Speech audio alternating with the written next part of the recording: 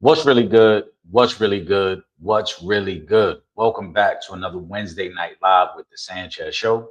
As always, I'm your host, Eric Sanchez, aka Legend of Two Games. Make sure you are following me across all social media platforms. You see the handle right there, bottom of the screen. Also, make sure you guys are subscribed to the Sanchez Show. We're live every Wednesday, 7:30 p.m.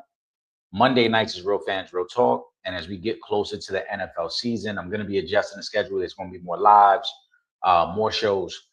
Going to go to 4 days a week. I will drop the official schedule and let you guys know what days of the week we're going to be live. It'll be Sunday through Wednesday, uh, more than likely Sunday nights, Monday nights. Tuesday morning is going to be a new time slot I add, and then Wednesday night as we prepare you for that upcoming week of the NFL season and obviously NBA once we get back into the fall. But for right now, Wednesday nights, 7:30 p.m., Monday nights, 7 p.m. Make sure you are subscribed. Make sure you're locked in. Shout out to the comment section. Salute to the comment section. I see you guys. I see your comment there, TJ. We're gonna get to that in a second. Shout out to Trev. Shout out to Kyrie. I saw Pooh. Appreciate all the comments. Who else? Squeeze. Donovan. I appreciate you guys. Donovan, I think this is the first time on the comment section too. We appreciate that, man. Hope everybody is enjoying their night. Hope everybody's week has been going smooth so far. Let's cap off Wednesday night in a great way. My brothers, Will Gordon and Trip Young, will be joining the show at some point later tonight. But before then, let's get to some of these questions, man. Let's get to some stuff. Pooh, it's the first question of the night. We don't talk much soccer, but it's the first question of the night. So let's get to it. Bologon says, World Cup ban overturn affected teammates. Maybe. Maybe it did. Maybe it did. I'll say this. I don't think U.S. is as good as some of these international teams. I think we're hoping that the United States gets better in soccer. To me, though, I have very little interest in it. And that's no disrespect to the players. That's no disrespect to the sport. It's not our priority here. And it makes me laugh every 4 years when we get excited about the World Cup as if we've been preparing for it from a fan base. I know Team USA and the men's team prepares for that moment, but I'm saying as far as fans and followers of the sport, most of us only pay attention during the World Cup. And it's all right that we're not a great country in soccer. It's okay. It's not that big of a deal. Like we act as if it's some outrage that we can't win a World Cup and we're not a world power when it comes to soccer. It's all right. It's a-okay. We're really good in basketball. We're really good in football. We're really good in baseball, right? We just saw Team USA, the baseball team, in the World Baseball Classic win that. We're actually good in hockey now. We're great in boxing. We have a bunch of gold medalists in that sport. We're great at swimming. It's all right that we're not that good at soccer. It's not that big of a fucking deal. It really is. But do I feel like it affected his teammates? I'm not going to agree with that. I don't think Team USA was talented enough. You saw the mental mistakes in the elimination game. Again, they got a lot of work to do. But it just kills me that every 4 years people get overly emotional about a sport that we really don't care about up until World Cup. We never discussed World Cup soccer prior to. Nobody's interested in MLS. Nobody really pays attention to the soccer team until we get to the World Cup, and then people get so outraged and surprised that the team doesn't do better. We're not a world power in terms of soccer. It's all right. We're great at other sports. It's all right. Shout out to Kyrie. Issues with Justin Herbert being ahead of Drake May in the latest quarterback poll. So for those that haven't seen it, I got the list right here. I agree with most of the list, but we're going to get to that specific player, Drake May, who I don't think should be in the top 10. I talked about this on Monday when the question was presented about Caleb Williams and should he be a top 10 player. According to executive scouts and players, the top 10 quarterbacks in this order are Josh Allen, Patrick Mahomes, Matthew Stafford, Joe Burrow, Lamar Jackson. That's your top five. Dak is at 6, Justin Herbert is 7, Drake May is at 8, Jared Goff is at 9, and then Caleb Williams is at 10. So I don't think Drake May should be in the top 10. He had a good sophomore season. He was in the MVP race. They went to the Super Bowl. He did not play well in the playoffs. He played like hot garbage in the Super Bowl, right? So do I think that he did enough in year 2 to be a top 10 quarterback? No, because I think Jordan Love is still better than him. I think Jared Goff is better than him.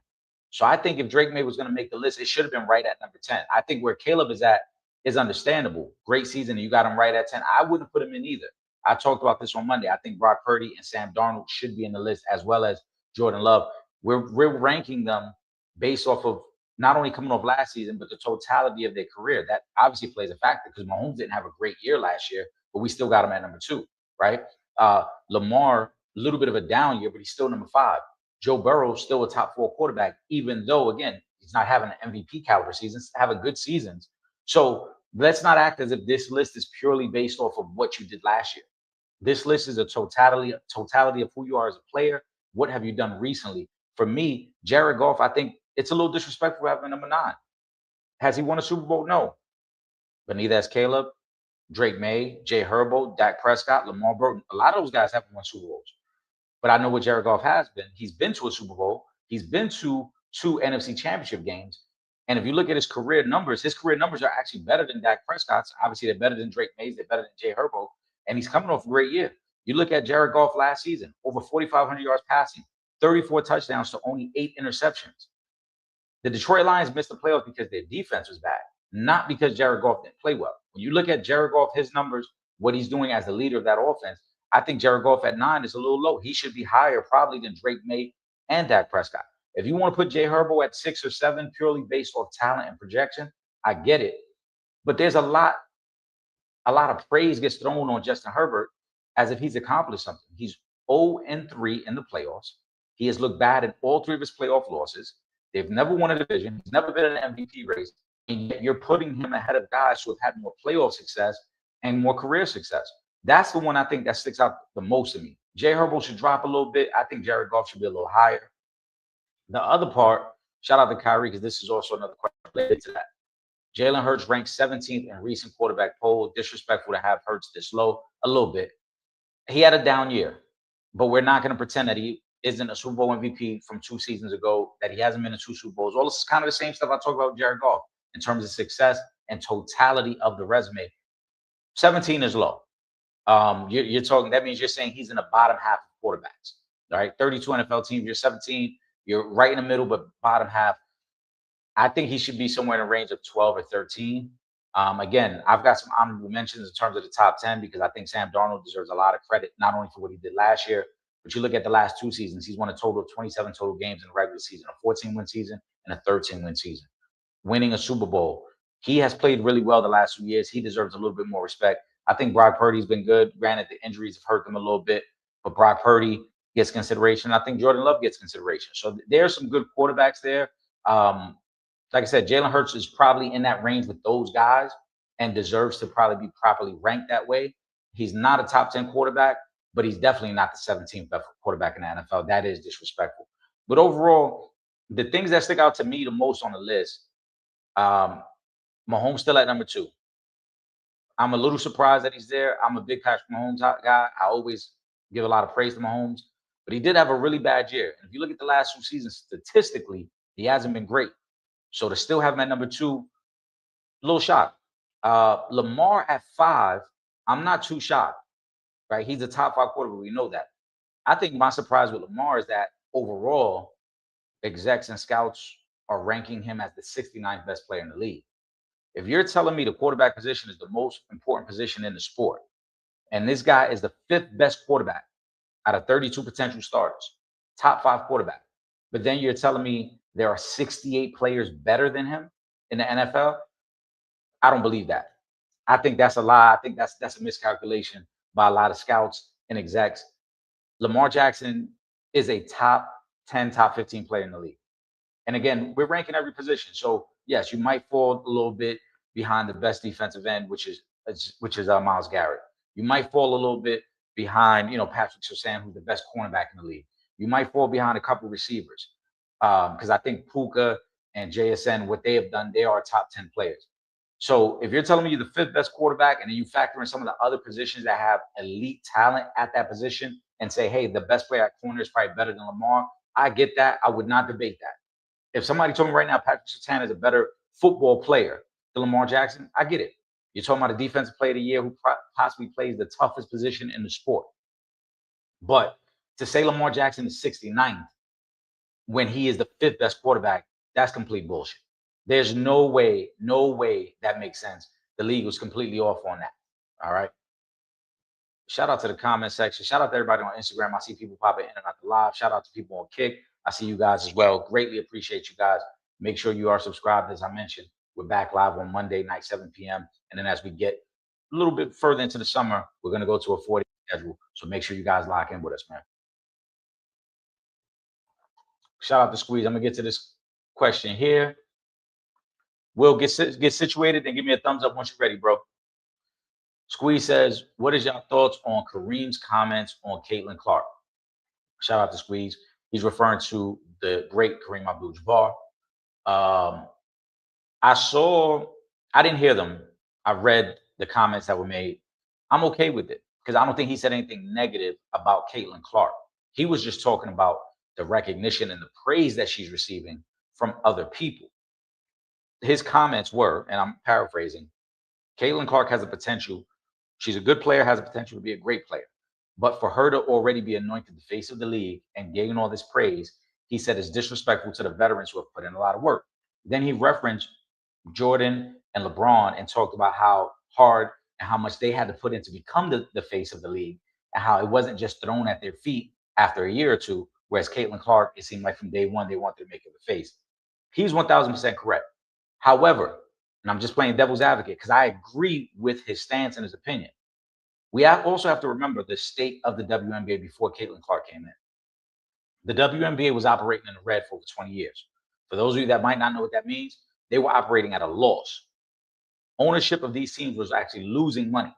We saw it around the league where NBA arenas that were hosting the WNBA during the summer were losing money. Ticket sales weren't good. Viewership wasn't good. They didn't have a great TV deal. They were losing money. Long story short, Caitlin Clark coming in after those 2 great years in college and the hype that was surrounding Caitlin Clark really started to push the interest of the WNBA. Did Angel Reese help? Absolutely. Absolutely. Did A'ja Wilson and what the Vegas Aces were doing help? Absolutely. Did it help that Sabrina Ionescu and Breanna Stewart in New York would turn them into a championship contender? Absolutely. But we're not going to pretend that Caitlin Clark coming off back-to-back Final Four appearances and becoming, quote-unquote, the female version of Steph Curry in college didn't help drive the narrative of the WNBA and the interest of the WNBA.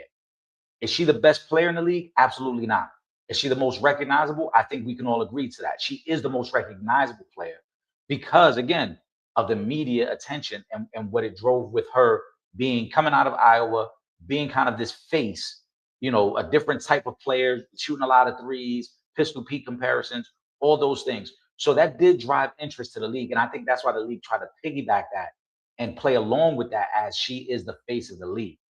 Ultimately, A'ja Wilson should be the face of the league. Multiple time MVP, multiple time champion, right? Right now, you got Olivia Miles, you got Paige Buckers, you got great talent that's better than Caitlin Clark, who probably will be the face of the league.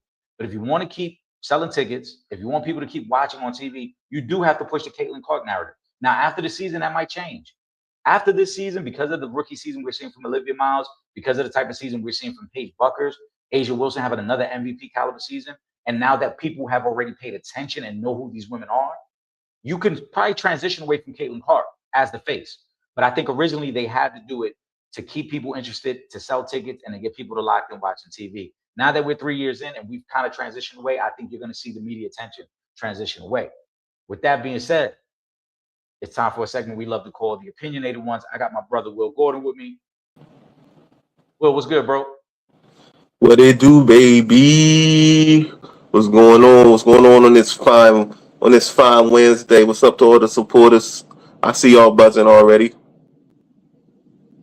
Yeah, the comment section is looking live. Shout out to everybody. I see people jumping in and out the live on Instagram and on Kick. We appreciate y'all, man. Will, do you have any thoughts on the Kareem comments on Caitlin Clark? I went over it really quickly. I don't know if you saw the comments that he made, but I'll put the question back up there from Squeeze. What up, Squeeze? So, what about her being the face of the league? Pretty much. Yeah. I ain't mad at nothing he said, but I can see where it might be met with some backlash. But it's like I agree with him, but here's my thing about Caitlin Clark. Let me just go ahead and get this. This is what we do. You know what I'm saying? Let me get it out here. So Caitlin Clark, is she the best player? No, we all know she's not. There's multiple players. I think I heard you saying before I joined, there's multiple players better than her. Shout out to my girl, Olivia Miles. And, other players, the multiple MVP, Asia Wilson. That's still the best player in the league, It's a lot of talent. Like the WNBA, actually, I used to clown it. And this year, I have gotten into it. I think you can testify to that. I'm watching games. I'm looking for games. I'm trying to follow these. I'm trying to follow their games. Gambling might have something to do with it. I ain't gonna lie, but I be following it now. And there are other players better than her. But the reason she is the quote unquote face of the league, let's call a spade, it's because of her being the great white hype at a time where being extra pro white was very popular. And I don't say that sounds weird, like pro white. I'm just saying, like at a time where the country was not caring, like started to turn and say how white they wanted everything to be in our faces. And Caitlin Clark really, if you follow women's college basketball, she wasn't popping like that until the national championship. No, that's not true. She wasn't popping like that, bro. No, that's not true. I agree with you that she was the great white hope. I agree on that. You go back, you can look back on YouTube. Going into the tournament, there was already a buzz about her because of her style of play. Because she shot threes. Say that again? Because she shot threes. Yeah, she shot long threes in a female game. But what I'm trying to say is where America decided to all of a sudden, because this is the WNBA. Why was it popular? Angel Reese made her popular. No, I don't agree with that. I think Angel Reese made her popular. I think the beef made people pick sides. Yes, that part is true. But I think that's what rose her popularity. It's the beef and it's the need. But you said she wasn't popping. Not like that. Not like she is. Not like she is now. Because remember, they had the game against South Carolina where she leaves the girl out there and she waves her hand like, "I'm gonna let you shoot." That clip went super viral. That was earlier in the tournament. That clip had already gone super viral. So people who weren't watching basketball started paying attention. Like, who is this girl? The Angel Reese situation, I elevated it some more because, like you said, then people started taking sides. But she had already gone viral prior to the Angel Reese matchup. Well, I'll give you that. She had gone viral. But I'm still saying, as a player, she was never the second coming of Larry Bird, which is what they. I mean, you know what I'm saying. But that's what they tried to make her to be, because of.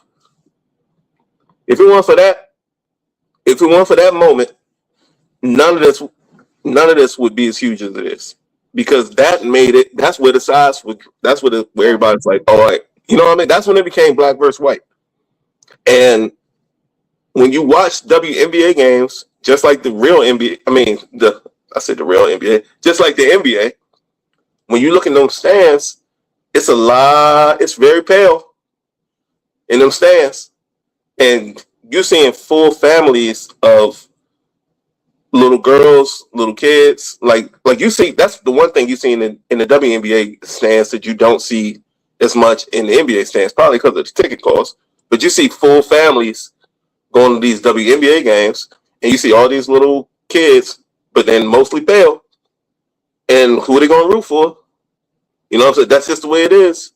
And I think that's what Kareem, just saying all that, what Kareem was meaning was, what about Asia Wilson? I could go down a whole list of players to. No, and that's what I said. I agree with Kareem in terms of what he ultimately was saying wasn't a knock on Caitlin Clark. He was saying to be the face of the league, that's an earned title. That should not be something that's just thrown at your feet because you're the most popular. Yeah, and that's what I get that. I 1000% agree with him. My only counter to that is that you have to keep in mind where the WNBA was. Trip, I'm bringing you on the live. Let me know when you're ready, bro. Oh, Trip in the building tonight. You have to keep in mind that at the time that Caitlin Clark is entering the league, they've been operating in the red for 20 years. The business of the WNBA had been losing money. So, of course, you want to put somebody front and center who is now drawing people to the games. Whether we like it or not, any sport would do that. If you got this cash cow that's coming off back-to-back good college seasons, because remember, she went to the national championship game back-to-back years. She is the most popular girl in the sport at that time. No disrespect to Asia Wilson, no disrespect to anybody else. Caitlin Clark was the most popular player in the sport. And if you're a business that is losing money, what are you going to do? Let's make her the centerpiece. Let's make her the face and get people to gravitate towards it. And that's why I said, like, I agree with Kareem, but you also got to understand the landscape where the WNBA was. And I also went on to say, now moving forward, I think the league can move away from her as the face of the league. Because now, because of the season that you're getting from Olivia Miles, because of the season you're getting from Paige Buckers, because Asia Wilson's on the cusp of another MVP and the Vegas Aces are on the cusp of possibly another championship, now you already have the interest. People have been tuning in. So now you can move on from Caitlin Clark. You just used her to elevate the moment. Trip, give me your thoughts, bro. What up, Trip? What's good? What's good, fellas? I agree. From the business standpoint, Caitlin Clark did what she was supposed to do. She, they definitely pushed her as, front woman, face of the WNBA, because she was coming off of one of the biggest storylines in college basketball, in a while, one that was largely compared to Magic and Bird coming out of college, going into to the NBA. Now you got Caitlin Clark, obviously she's white, Angel Reese black. They're going head to head, playing against each other in the tournament. Same thing that we saw with Magic and Bird. And the same way the NBA got that boost when Magic and Bird came into the league, the WNBA got a huge boost when Caitlin Clark and Angel Reese came into the league. Now, let me give respect to the WNBA, because we're not gonna act like Angel Reese and Caitlin Clark is the only thing that has been pushing the WNBA these last couple of years. So we put respect on the rest of the WNBA's name, because Asia Wilson been holding it down. Breanna Stewart been holding it down. Candace Parker been holding it down. You know what I mean? These women have been holding it down long before, and even during that time, listen, with the Liberty did, they turned this thing all the way up in New York before the Knicks did what they did and took over the city. You know what I'm saying? What was her name? What was the forward's name they all had, or the center? Jonquel Jones. Before her, I'm talking about like Rebecca Lobo. Yeah, I remember Lobo. You talking like the introduction of the WNBA? Oh well. No, hey, I mean that's the pioneers, though, right? Right, but listen, you have to, and this is why I've always said, and this is purely playing devil's advocate, because I've said from day one I didn't think Caitlin Clark was a great player. I've always said, when we got the questions about her rookie season, what do you guys expect? I said she's gonna be solid. She's not gonna be dominant. She's not gonna be like, oh my God, we never seen anything like it, because the level of competition is gonna be so much different. She's not the third best player in the WNBA. Right. She ain't the best player on her team. Probably not. But no, she's not. Yeah. I'm just saying, she's not the best player on her team. My point is, it doesn't matter. We're not debating her greatness, because it doesn't matter. That's not what the conversation is. The conversation is, did the WNBA, from Kareem's perspective, right? Did they need Caitlin Clark in that moment? Yes. Yes. Because if Caitlin Clark does not come into the league, when she comes into the league, they're still operating in the red. We've talked more WNBA. You got to get white America to watch. You do. No, but listen, but it's not just white America. You had to still get a storyline that, like, to Will's point. Yeah. You got her and Angel Reese. So now you got the opposite perspective, who's paying attention and see, like, oh, I want to see what they're gonna do now. But keep in mind, Trip, me and you've been doing podcasting, live shows for 10 years now. Will, you and I have been recording together for over 4 years now. Prior to, not even 6 years now, because we started recording during the pandemic. So me and Will have been recording for like 6 years now. Prior to three years ago, we never talked about the W. True. Right? Will, how many games of the W you watched? Very true. Years ago? That's an absolute fact. That's an absolute fact. That's why I say the W did need Caitlin Clark. I don't say they needed her like, oh, she's the best thing ever and she's saving them. No, they needed her because they needed people to pay attention to the league. If people aren't paying attention with Caitlin Clark, we probably miss out on Paige Buckers. We probably miss out on Olivia Miles because we're not paying attention. There's been a bunch of great women that have come through the league before, but people were not paying attention.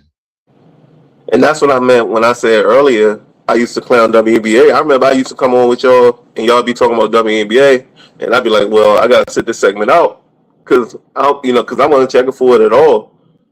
And my interest isn't because of Caitlin Clark. It's because of, other things. But the WNBA as a whole, product-wise, it's the stock is rising, and I don't think it's primarily because of Caitlin Clark. But like Tripp said, she did what she was supposed to do when she came in. She kept the registers ringing, and that was the most important thing that she accomplished and did. And now, even if you watch her now this season, it's been up and down. She ain't been out here killing them. So, but the interest is still there. Why? Because it's Caitlin Clark. Because now it's a name. Now it's a brand.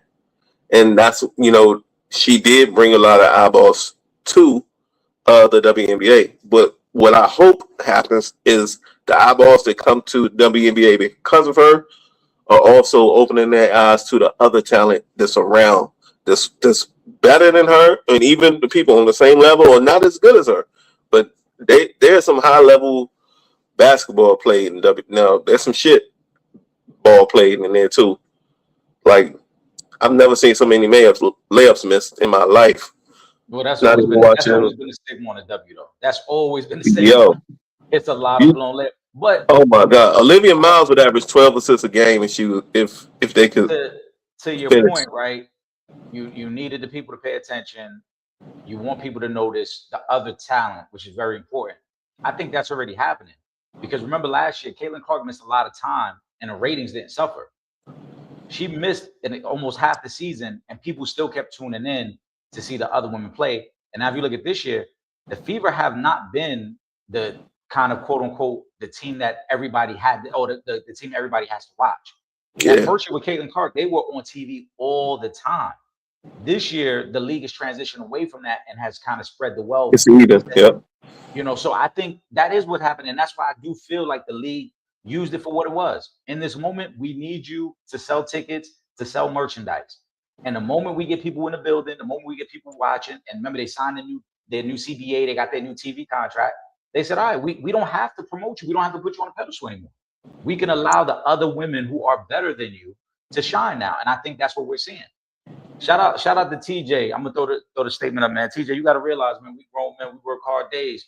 We chilling right here. He said, not saying no names, but it's 3 of y'all on here, 1 of y'all look fried. It don't matter who it is, man. We having a good time, man.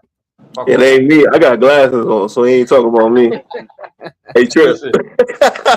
Shout out to Donovan. Hey, Tripp, how your day been? Right. Shout out to I've been at work all day, sir. I think this Donovan first time rocking with his Tripp. I'm gonna let you go first on this one. It's only summer league, but that boy Caleb Wilson playing so hard. Pause. Like he got a chip on his shoulder. He is hungry. He does. He did say he said he had a list. Now he been hooping. I didn't, as much as I was saying that he could possibly be the best player in this draft. I didn't know he was going to be shooting out the gym like that. He was hooping, knocking down everything from downtown. We had 35 and the other night. Now he's a problem. I knew he was going to be a problem, but it's good actually seeing it. But still, it's only summer league. You still got to transition that onto the court in the in the regular season, and if you make it to the playoffs. But he's a problem. Yeah, I agree. I mean, I think we all liked him, so there's no shock to us. We're not surprised. He's been going off. Again, I don't want to make too much of summer league, but I do want to applaud his effort and what he's been doing. And again, I don't think many people are surprised that he's playing so well. He was one of the guys that most people felt like probably had the highest ceiling out of all the guys in this draft. So, only time will tell. We'll keep watching. There's also another summer league joint from Donovan. Yaxel Lindenberg from Michigan. He's been good in summer league, with it winding down, who to you has been some standouts? Will anybody catch your attention during summer league aside from AJ? I haven't seen that kid from Michigan. I haven't seen him at all. But not to be repetitive. That Chicago got one, man, and I knew he was going to be a monster. But I've been watching he's been mic'd up through these games, and it's not some the talent is obviously there, the size, the athleticism is obviously there. Like Trip said, the shooting is surprisingly good. But I like how he interacts on the floor with his teammates.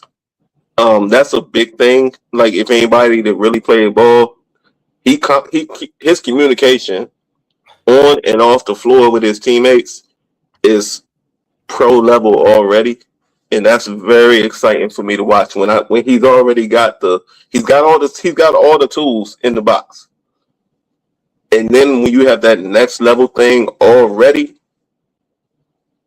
he's gonna be something special. He's gonna be a problem. He's gonna be a big problem in Chicago. Y'all had Jordan and Scotty.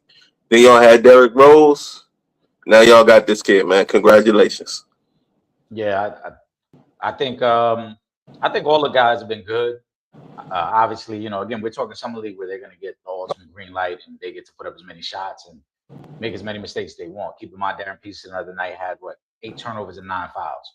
And that's not a knock on him. That's just highlighting. That's what it is in summer league. You let the rookies kind of just go, whatever it is. I think all the young guys have looked good in summer league. I'm not going to say one particular standout, but I do like, I like what I've seen from AJ. I like what I've seen from Darren. I like what I've seen from Caleb. So I like all the guys, and I'm just interested to see what they're going to look like during the season, man. And let me real quick speak to AJ, because I've been his biggest critic, of course. I just have been. And Trip, Eric, both of y'all been telling me we got one. Yeah, I think you're right. I think y'all are right, man. I'm seeing it's still some things I want to see cleaned up, but that can be coached. As long as he's coachable, them things can be cleaned up. But the ability to get in his spot without a lot of movement, because one of my biggest things is wasting motion in basketball. It's people make it so hard. You're doing way too much. All you need to do, like if you watch Michael Jordan highlights, Mike used to catch the ball, maybe take 2 dribbles and score. All you got to do is get in your spot, know where you want the ball, get in your spot, and execute. And he looks like he has that down already. So, yeah, we got one. Yeah, I think y'all do. Let's get to everybody's favorite topic. It's day 15 of the LeBron hostage negotiation. Trip, I'll let you go strike. first. Trip, you ain't got until next season. I'm tired of issues. Kyrie says any issues with how long LeBron is taking to make a decision. This fool loves it, but I think fans really care. And Rich Paul makes it like all 30 teams want him. Please, maybe 5 teams. Trip has had his boxes. Trip has had his stuff in boxes for 2 weeks now, waiting to find out where they're going. Trip, are you starting to get upset by the procrastination of the decision? Not at all, bro. He gonna do what he gonna do. Let me just say this: that last part of that statement, I don't like that. Drop a dime on that right there. Maybe 5 teams. First of all, every team in the league, if they was getting LeBron at a steal price, is taking LeBron, and wherever he signs is gonna get him at a discount. So they'll take Bron. But you think it's only 5 teams that are LeBron? I don't think every team wants LeBron right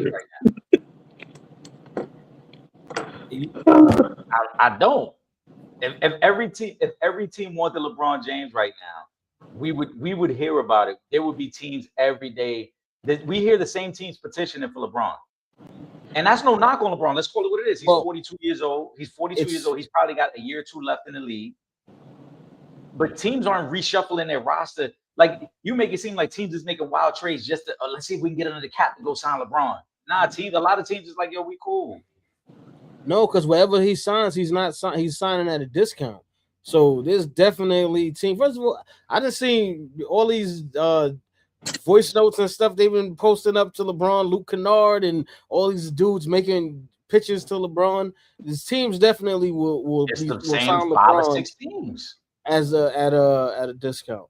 It's the Sixers, it's the Warriors, it's Minnesota, it's Cleveland, and that's okay. I'm not saying there's nothing wrong with that.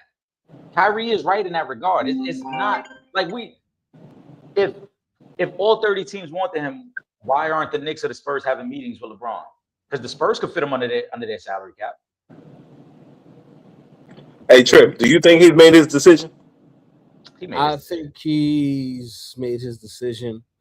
But I think he's just gonna take his time and do what he do. Listen, I brought up a hypothetical trade. We'll bring it up. Anybody who's paying attention, let me know what y'all think of this trade. It's completely hypothetical, and I'm gonna give you the basis of why I think this trade could happen. If LeBron James were to say, Will, I know I sent you this. I don't think I sent it to you, Trip, though. If LeBron James were to say, I want to go to Philly, I'm really interested in going to Philly and playing next to Brown and Maxey. But I know the Embiid injury history is probably going to prevent us from taking that next step to be a championship team.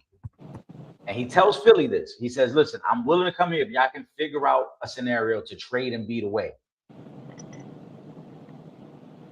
Would Philly trade Joel Embiid and VJ Edgecombe to the Wizards to get Anthony Davis, and then the Wizards just throw in 2 add-ins, Koulibaly and Keyshawn George? It makes the salaries work. Philly is able to replace their 2 guard with younger options, and you're swapping the 2 big men. The key in all this, Anthony Davis, and this is why I say LeBron would have to make the call. Anthony Davis has this year, and then he's got a player option for the year after that. So if you're LeBron and you tell Philly, I'm going to sign a 2-year deal, you bring over Anthony Davis, basically the length of my contract matches his contract. Also, keep in mind, the Sixers are going to have to give Jaylen Brown that extension in 2 years anyway. So you're basically aligning your 3 biggest names on the roster, you're aligning their contracts, understanding that this is what it's going to be. We're going to try to run the table for these next 2 years before we got to give Jaylen Brown that new contract. On the flip side, if you're the Wizards, you get another great asset in VJ Edgecombe to pair with AJ Devance as your future. You're taking on the extra year of Embiid, but you're almost taking it on knowing the Wizards, I don't think, have any intentions of keeping Anthony Davis long-term anyway. So you're basically able to flip Anthony Davis for VJ Edgecombe. Trip, would you do that? If I'm Philly, I'd do it. Even though I'm just trading one injury-prone superstar for another injury-prone superstar. But I feel like Anthony Davis can contribute more to a team that's looking like they're going to make a deep run in the playoffs. So if I'm Philly, I'd do it. I don't know if I would do it if I'm Washington, though, to be honest. Even though you get VJ, I just don't want Embiid. Like, even though I know it's kind of, he got a year left, but I think Washington is building something nice right now, and I don't want Embiid to throw that off if I'm Washington. What you think, Will? I actually just now it just came over me. Pause. That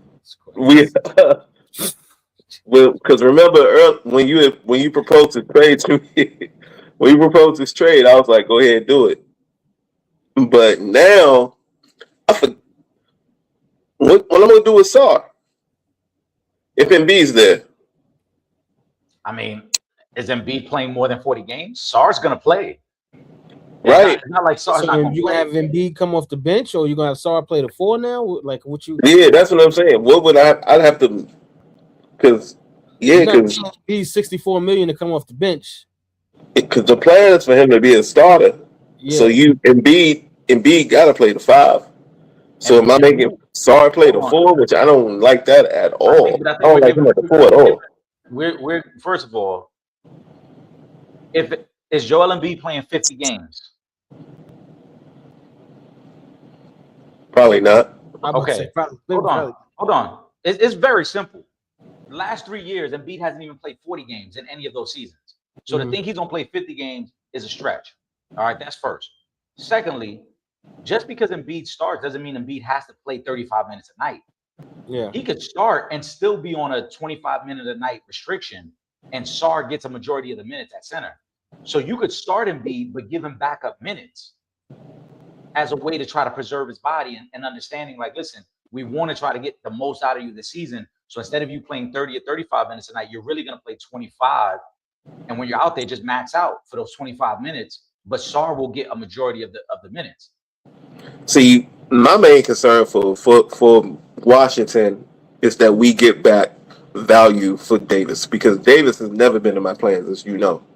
I don't think he'll play a game for us. He's never been in our. I don't think he's been in our plans. I think he was always a moving piece. Pickup. I will say that getting VJ in that trade would be a really good pickup. Oh yeah, I love that. I love that part. I think if you get the one of the issues that I think the Wizards are going to come across, and this is going to become kind of like, if they keep Anthony Davis, the best way I can put it is they keep Anthony Davis, and they say Anthony Davis has a pretty healthy season. The Wizards are going to be a playoff team. But also what's going to happen is it's going to force their hand then to have to give Anthony Davis a new contract. It almost becomes a show and prove. Like, listen, I did my part. I helped get us into the playoffs. I want my new contract. And I think the moment you go down that road, I've said this from day one, the moment you go down that road is where it gets super tricky. You already give Trey over $200 million. If you give Anthony Davis a similar contract, you're basically saying this is our team moving forward. We're not going to be able to make more moves. And this goes to a point, we're going to talk about it later. Somebody posted a comment about the Celtics. The modern NBA, it really is tough to keep two high-paid guys, not even two stars, two high-paid guys on your roster. So if you're the Wizards, I think this is an opportunity. You get VJ, who's on his rookie deal, going into his second year. You're going to have AJ as a rookie. You're going to have Sarr on his rookie deal.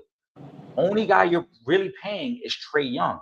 Accumulate as many young assets as you can now. And I think NBA teams have to start looking at building their roster similar to the way NFL teams build their roster. In the NFL, to be successful, you got to have the quarterback on a rookie deal and then fill out the rest of the team really, really quickly. So that way, by the time you give the quarterback the money, I got everything else in place. We're in position to be successful. And if I'm the Wiz, I think that's the approach I take. I want to get as many young assets in here right now. Get them all in here right now. The player salaries increase at a way faster rate than the salary cap per team. So now we're to the point where it's harder to keep up. You can't have three max guys. Remember, there's a time you can have three max guys and do some things. Now you can't do that. Now you're lucky if you can get two max guys. You're talking about Philly. I'm talking about any team to get two. Like, there was a time when you could possibly even get three max guys on a roster.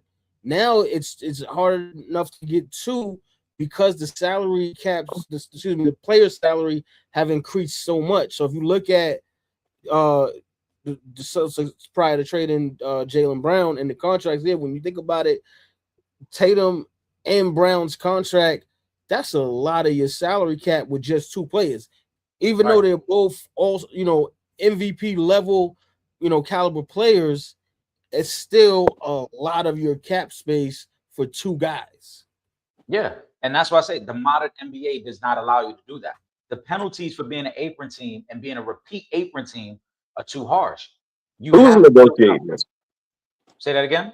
Who was the head of the Players Association while all this was being negotiated? Is it still Chris Paul at the president of the Players Association? Because I was thinking, I knew he was before. I was just making sure because they fucked themselves. Yeah, they did. They allowed to basically put a hard cap on player salaries because you can. So, but this is the tricky part of it too. They were able to negotiate the incentive part of it, right? Because if you make all NBA, if you're an all-star, if you win awards, it allows you to become eligible for the Supermax, which every player wants. But on the flip side, it hurts your team too much. And this is a league-wide issue. What Boston is dealing with right now. VanVleet is the president right now. Fred VanVleet? VanVleet.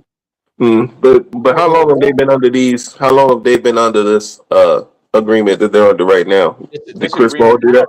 Like 2 years in. He's in 2025. He got in July of this 2025. this CBA is like 2 years in. So there's It's it horrible. would have been Chris Paul. Then I think it was the last Maybe. president. The point is though, what the Celtics had to do, a lot of teams are gonna have to do. The Knicks are gonna face the same situation. If Karl Anthony Towns if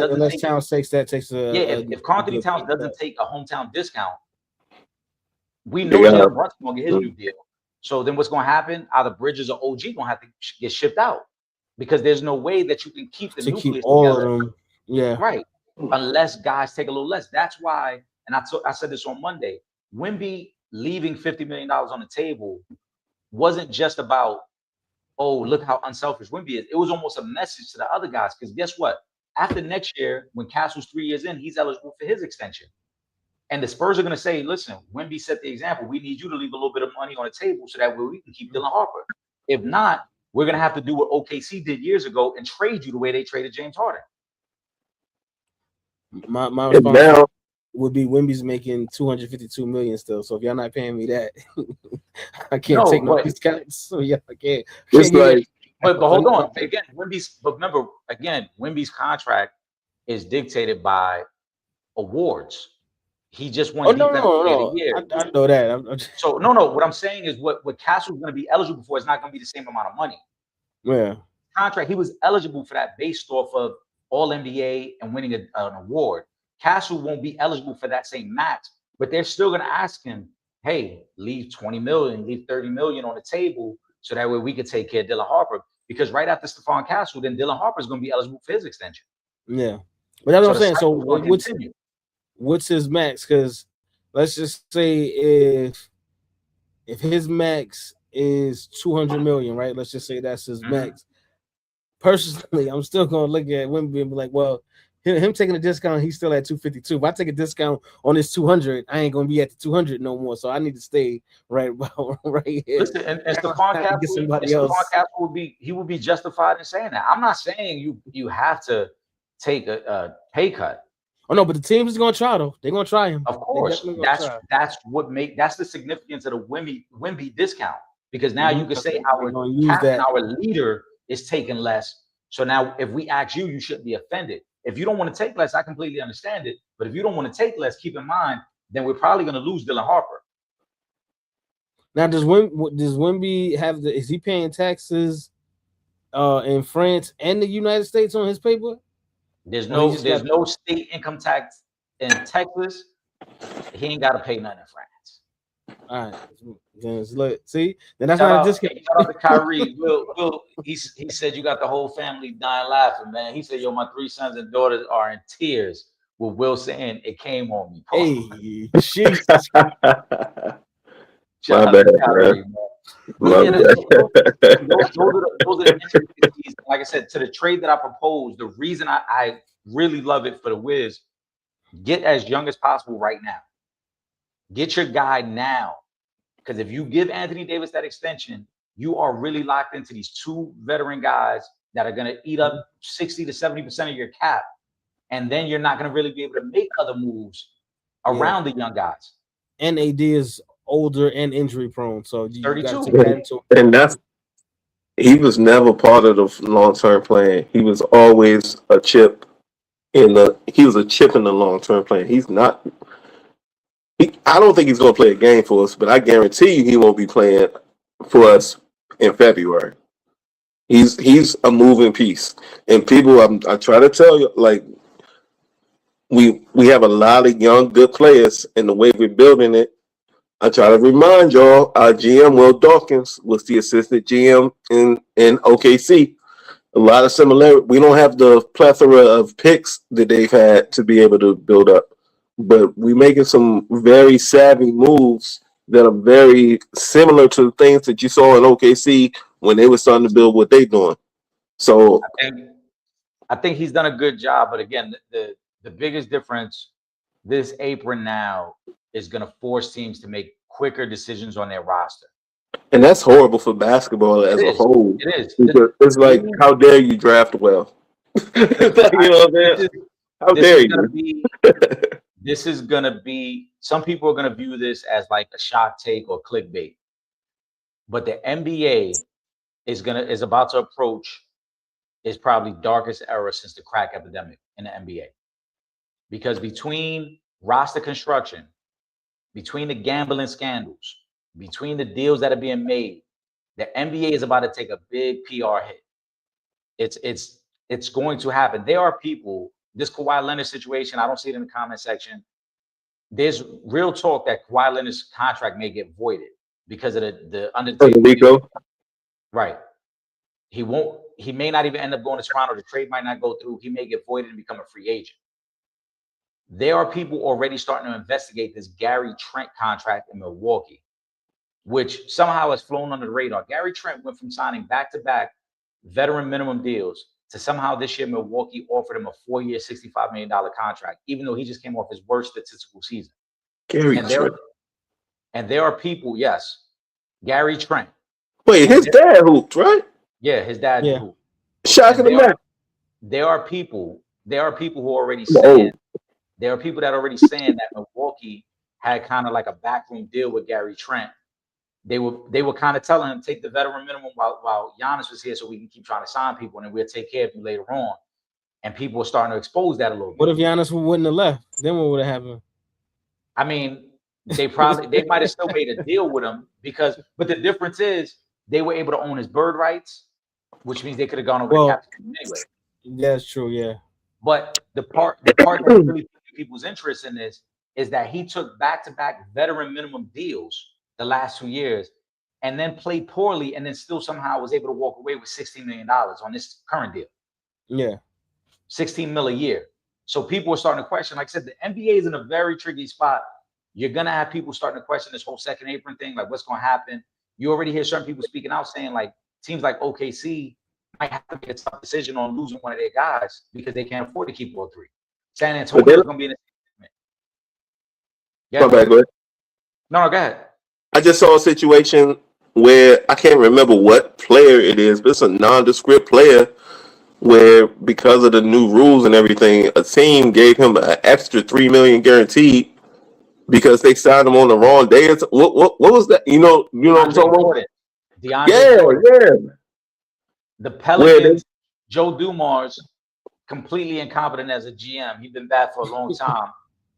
So there is language in the CBA that states if you're a 10-year vet and you've been on a team for more than 3 seasons, your vet minimum has an increase in it, right? So if he would have signed somewhere else, it would have only been for, like you said, like 3-point-something million.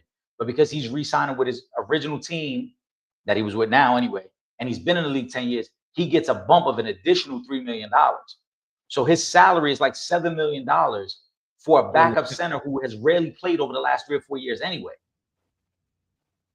But what they did was they gave him a 2-year deal, guaranteed, where the league is required to cover half the salary if you don't do that. And so the league has to, under the minimum maximum. The vet minimum, the league covers $1.5 million, and they didn't have to give him that extra. So the league, so instead of the league paying that $3 million, they got to pay it, and they one of the worst teams in the league. Where they could have used that $3 million on some other resources for sure. The operation down at the Pelicans is terrible. You look at their roster, there's some talent there, but then when you look at how they run as an organization, you're like, yeah, I can see why you guys are always bad every season. The business of the NBA is what's crazy right now. That's why we have this bad CBA, and that's why I asked Chris Paul who was in charge of it when it all happened. To me, and this is unpopular opinion, this CBA, the way it is now, and the way we're seeing it mess up teams, and where it's more likely to lose a player after a few years, this whole CBA was designed and to benefit that homie hopping mentality that was brought in by all them banana boat boys, led by Chris Paul, and then going from team to team. That wasn't going to hurt you if you're going from team to team. Now teams can't be built. To be long-standing franchises, to be dynasties, because this CBA, the way the math is working out, is looking like 2 years here, 3 years here, and bounce. And that's that homie hopping mentality that them banana boat boys brought in. Period. I'm sorry. They made it. They made it that. Well, hold they on, made hold the on, hold homie on. hopping McCollum team. was the president when it went down. CJ McCollum was the president. CJ McCollum was the president when this was done? All right. Yeah. This current CBA and the second apron is really a response to Kevin Durant going to the Warriors. That's what this really is. Because keep in mind, we had a CBA after LeBron went to Miami. This was not negotiated. Remember, we had the short season in what, 2014, 2013? Okay. Right? So that was season? Yeah, remember we had the shortened season that started on Christmas Day. Oh, yeah. That was like 2014, 2015, around then. So we had a CBA after the quote-unquote Banana Boys pause and LeBron going to Miami. This wasn't negotiated in that. This CBA, I think, is a direct response to Kevin Durant, because what the Warriors did, and it was so smart, they were able to manipulate it where, remember, Curry took far less than the max because he was coming off the ankle injury, right? Draymond was just becoming an all-star at that time, so he wasn't getting a max. So they were able to manipulate the cap where they left themselves the space to sign him outright. What the league is saying now is, we're not going to give you that space because we have all these escalator clauses for players. So if we had this current CBA 10 years ago, Steph Curry would have had to got the max because he was already an all-star. He was already a second NBA, all-NBA guy. So it would have been tough to give him way less than that because the escalator clauses would have already kicked in. That's what this CBA is really doing. It's rewarding guys for making teams, getting awards. But on the flip side, it's penalizing your team. Because if you get two guys who are, let's say hypothetically next year, if Wemby's all-NBA first team and Stephon Castle's all-NBA second team, that would have completely fucked up their contracts. Because now you got guys who are entitled to an escalator clause that now wouldn't allow us to make any other moves, right? And then you start getting into the apron talk of it. That's why I said the Knicks are going to be in that tough position next year. So all-star appearances, MVP votes, all those things factor in. That's why Boston, I'm going to bring up this comment too, because I somebody who brought it up about Boston, since we're talking about it, might as well get to it here. Right here. Shout out to Trev. He said, reports the Celtics want to surround Tatum with depth and role players while not bringing a star to split shots, according to Sean Devane. It's not just about splitting shots. It's the contracts. You cannot realistically and business-wise, economically, doesn't make sense to have two guys who are making $50 plus $60 million a year. That will eat up damn near 70% of your cap. Yeah.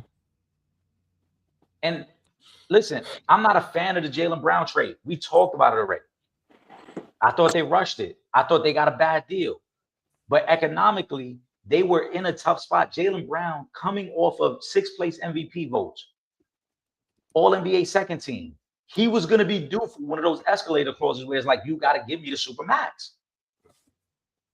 You can't have him and Tatum both making $60+ million a year and then think, oh, we're still going to fill out the rest of the roster. There's not enough money to go around. The bigger issue, why are there salary caps in the NBA and even in the NFL? Why are there salary caps only in the leagues that are majority brown? They don't want the Knicks to be the Yankees. That's really what it is. That's why they don't want the Knicks to be the Yankees, because if you take away salary cap in the NBA, New York everybody's going to want to come play in New York City. New York and LA would dominate every free agency. Yeah, you're going to make so much money because you're going to make so much money outside of basketball if you're a player, because you're going to be winning, because you're going to pretty much have whoever you want on your team. That's not true. It's a lot of markets that if they had unlimited funds There's no market bigger than New York. Well, hold on, Will. None. Hold on. There's no market bigger than New York. It is. So you think the Giants would be bigger than the Cowboys if it was a no salary cap? The Giants is right there with the Cowboys. And so you're talking about as far as the team. Hold on. Football's Giants is in the top a little five? different because no, I'm talking about both leagues. I'm saying both leagues that are mostly brown have salary caps. That's why is that. But the NHL doesn't. The baseball doesn't. because that's what the players agreed to. Major League Baseball players have been fighting back against salary cap for decades. It's not like they haven't tried it. Baseball has tried to implement a salary cap, and the Players Association says no. That's why they had to strike in '94.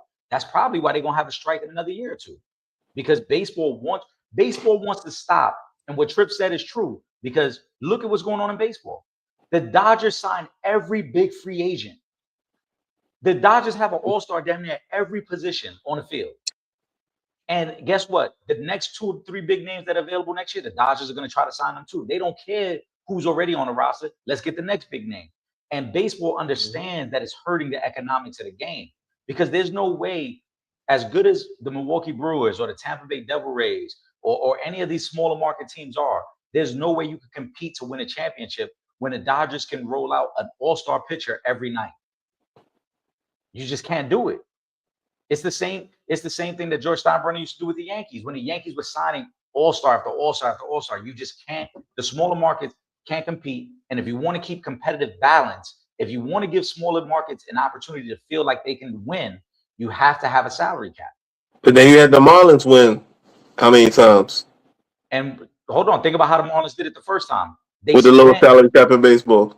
Right. But look back, if we're going to say that, let's throw the facts out there. The first time they won the World Series, they went and spent money on Gary Sheffield, Moises Alou. They went and signed every big name free agent that they could. They won the World Series. And then the very next offseason, they traded away all their starters. They got rid of everybody. Yep. Yeah, but then they won it again, like later, right? Like and they recently. Did the same thing again. They traded away all their guys after. They couldn't afford to keep them. But they got the chips. The ones they got, I'm just saying. It's just weird to me. I don't know why we should be telling NFL and NBA teams how much they can spend on contracts. We shouldn't be telling, but again, the players, and it's not that we are; it's the owners are. I know, but it's every league would implement a salary cap if they could. The owners want it because it makes it easier to negotiate with players. If we know, hey, we're operating with this cap and I can only give you this, great, it works in my favor. The players, realistically, the NBA, there's no reason that the NBA can't just go on strike and say, hey, we're not coming back until we get rid of the salary cap. The players could do that. The players, this is what the players are negotiating. This is what the players are accepting. And the players have been happy with the split, 51-49. The players get, the ownership gets the 51%. The players get 49%, but they get a part of the TV deal. They get a part of all this back end money. So the players have been okay with that. But if the players held firm, again, Major League Baseball Players Association has held firm for decades and said, we're not accepting a salary cap. And even now, when you can look up interviews when they've asked current players and they said, no, we're not accepting a salary cap. We'd rather strike than you guys put a cap on what we can earn. So it's really about the players. That's what we need to be asking. The players, why are you guys accepting a salary cap? Don't make sense. So, but to the original part of the question too, the NBA, the NFL, from economic standpoint, they want it because it creates parity. If you have no parity, people lose interest. And it's why people, I think a big reason, not the only reason, but I think a big reason people don't pay attention to baseball is because it's become very repetitive. You know the teams that are going to be competitive every year. It's the big spenders. There is no Cinderella team. There is no team that came out of nowhere. It's the big spenders. Will, even you as a Nats fan, y'all won the World Series, and what did y'all do? Y'all literally let your World Series MVP walk the next season because you didn't want to pay him. I'm still mad at them for that. Right. So, and they paid Steven Strasburg, who played 16 more innings after they paid him. Right. Or 26, something crazy. Yeah, the smaller markets. You opening wounds. In order to create competitive balance, the smaller markets need to have a playing field that's even. If we're all working with only $300 million, then at least it makes it even, because if I hire the right general manager, I can build a team under that.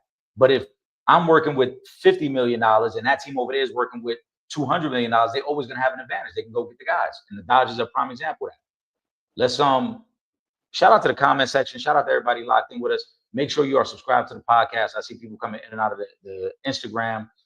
Wednesday night, 7:30 p.m. YouTube, Instagram, and Kick. Shout out to I see the comment section. We got a bunch of new people in here. TJ, I'm gonna get to that question in a second. Make sure you guys are also subscribed to Real Fans Real Talk. We're going to be live on Monday, 7 p.m. And as I highlighted at the start of the show, as we get through the summer and get closer to NFL season, I'm going to revamp the schedule. It's going to be more dates, more lives, more streams. So definitely lock in. You see our social media handles. Make sure you are following us. Send over your questions, your comments over on social media as well. We'll address them and bring them up on the live. Let's get through some of these comments real quick, though, because we're already an hour in on the live tonight. Pooh says, and Will, you can go first.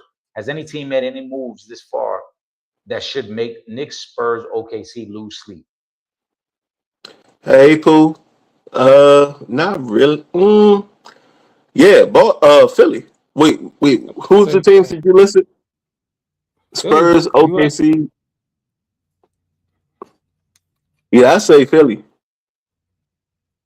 because I mean Jaylen Brown, adding him to the mix, it's a problem, and he gonna have a chip on his shoulder, bigger than the golden nugget. So it's gonna be something going down. Tripping E. I don't know if y'all noticed all the little Jay-Z lyric references I've been dropping through this episode because I watched y'all Monday, and I know it was very heavy on the weekend, on the Jay-Z weekend. I haven't chimed in on that yet, but I've been dropping little lines here and there just to, They waiting on us to talk about Jay-Z. Yeah, it's in the comment section. Yeah. But I think Philly. I think that moving Philly is major. You got to pay attention to that one for sure. We're going to get to this question in a second. I'm going to say, the Philly move could be very major. I've already said I think Jaylen Brown and Maxey is going to be a great duo. I don't think there's been a move in the West to really close the gap. I think it's Spurs and OKC is the best two teams. Denver didn't really do anything to upgrade their team. Minnesota, I think, if anything, took a step back by letting go of Randall and Reed. LaMelo's a good player, but, I mean, you're so guard-oriented. They're gonna be the biggest show on hardwood in Minnesota, but I don't know what kind of wins that's gonna turn to. But the one thing though, Pooh, OKC, all they had to do was get healthy because when Jalen Williams comes back, they're gonna be right there in the mix. So I mean, I know they were part of the question, but when they get back healthy, they're gonna be right there in a championship contender for sure. That's a fact. Shout out to Squeeze. I'm gonna actually combine the two Jay-Z questions, Squeeze, because I saw that. Will, I'll let you start here. Kyrie wants to know, give your thoughts or your recap of Jay-Z's 3 nights at Yankee Stadium. I want to combine that question with this one from Squeeze. As I mentioned, Jay is one of the GOATs. However, from the Nets to the NFL, Kaepernick, Target, etc., his pattern of co-opting movements also speaks for itself. This is from Eton Thomas. That isn't Squeeze's thoughts. He's repeating what Eton Thomas said. Eton? Yeah. He said thoughts on Eton. He said thoughts. Eton isn't a hater either. So, Will, go ahead. I'm going to let you go first, and then we're going to kind of go around. And this what was the first part of the question? What was the first? Much more after this. My thoughts on the weekend? I wish I was there. What a time. What a time. If you my age, which I know a lot of the viewers are not, but if you my age, that was like our adulthood in music on stage for 3 nights in a row. Like from night 1 to night 3, and then the set list being different every night. And the artists, I was saying it before the Giant. I forget who I was even talking to. I was like, just imagine the guests that he's going to bring out because of his catalog, because of the hits, because of the amount of people that he's worked with. And they were all there. I can't think of a feature on a Jay-Z song that I missed. Like, I was like, oh, so-and-so wasn't there. Everybody came out for it. And to me, it was a reminder for all y'all youngers to be hating on us old heads and be hating on our music and be hating on what we do, which no other genre of music experiences this. It's like self-hate in the Black community, which is another conversation for another day. But you never see rock stars hating on. I mean, fans of new rock stars hating on the Rolling Stones and shit like that. But anyway, it was a culmination of everything we've been trying to tell y'all. He sold out Yankee Stadium for 3 nights. This ain't a basketball arena. Stadium traffic is way different. And we talking about Yankee Stadium, and we talking about the GOAT. To me, like, he showed you why. Like, if you don't think he's the GOAT, that's cool. But this weekend was not a reason why you don't think that. Everybody came out for that man, and not only did everybody come out and perform, then you see the videos of the scenes of everybody that was in attendance. And rumor had it, so night 3 it was a 4-hour delay, right? Rumor has it was because of a presidential presence. I don't know. Was that true? Did y'all hear that? No, the 4-hour delay. The 4-hour delay is because people who didn't have tickets try to rush a gate. Oh, so they was crashing the jump. Yeah, shout out to my homegirl Katrina. She was there the second and third night, and I had a couple other people that was there, and they validated it. They was like, so what social media circulated was a little bit untrue, because there were people who got in early. There were some people who got in around 6 o'clock. Then there was people who noticed that there was an area that they was trying to just get through the gate, and it was a faster flow of people coming through. So people who didn't have a ticket thought they could just rush through and they would be fine. They had to shut down the venue. And then Jay even announced at the start of the show, for the people who were already inside who didn't know that's what happened, he announced and said, yo, for the safety of everybody here, I wanted to make sure that we got everything situated and make sure everybody was able to come in. Because he was like, and Jay, to Jay's credit, and again, this is the part that social media won't post. Jay even said, I could have started on time, but I didn't want to create a stampede of people from outside trying to hurry up and get in and somebody get hurt.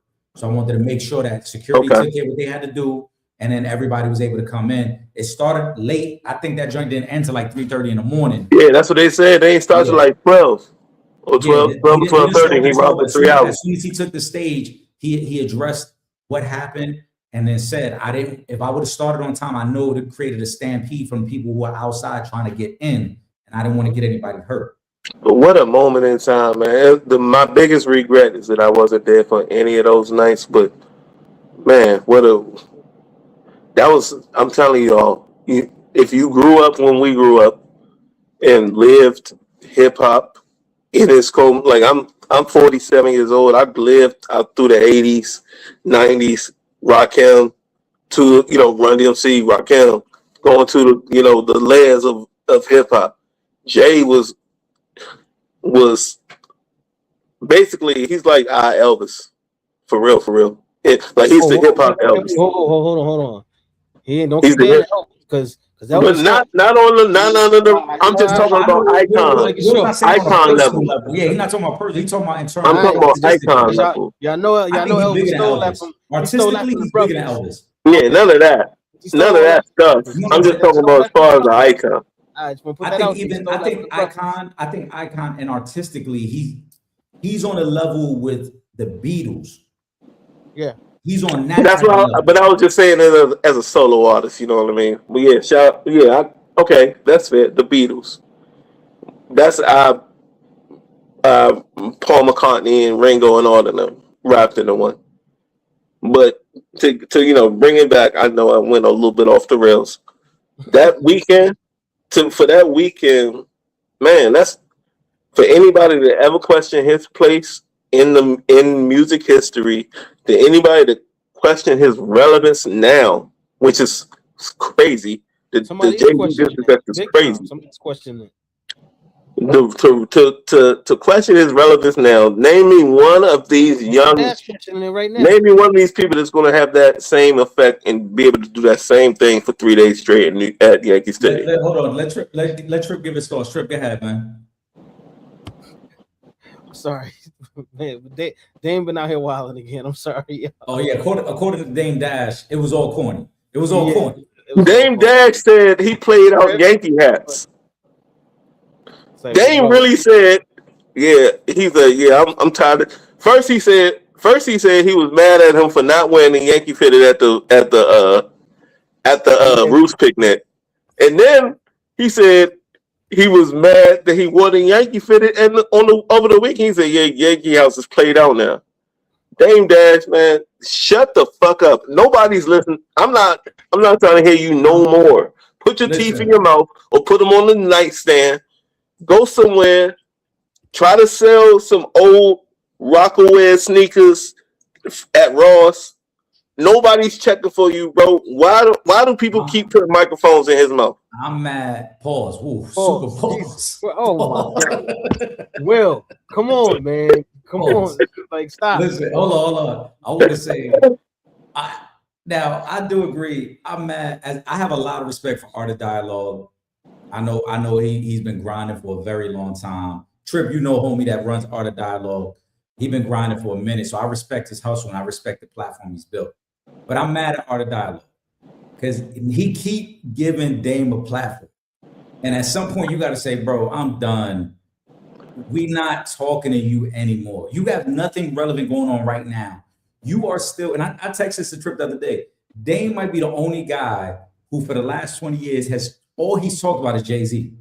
For 20 years at this point. You ain't got no new projects. Yeah, you ain't got no new projects. You ain't got nothing we should be checking for other than you telling us why you're mad at Jay-Z. He's the worst ex-girlfriend in history. No. This I'm gonna tell you, this is how corny. Came out your mouth, Bianca. This how corny Dame Dash is. This is how corny Dame is. And I hate to say this because I like Dame at one point, but this is how corny he is. He had the nerve to sit there and be like, you keep flaunting your wife in our face. Yeah, we know she your wife. We get it, right?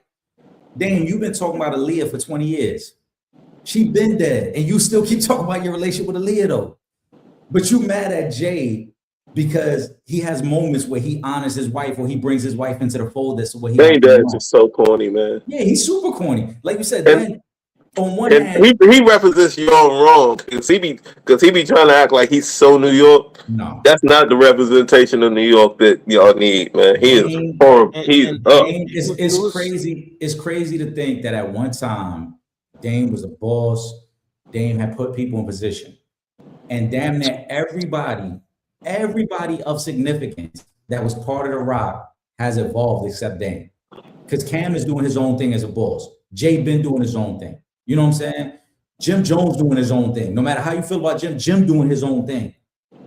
And yet Dame is like, yo, bro, you telling me all these other people, not only can they evolve, but they carved out new lanes for themselves. And what's funny is when he be hating, he be like Kanye.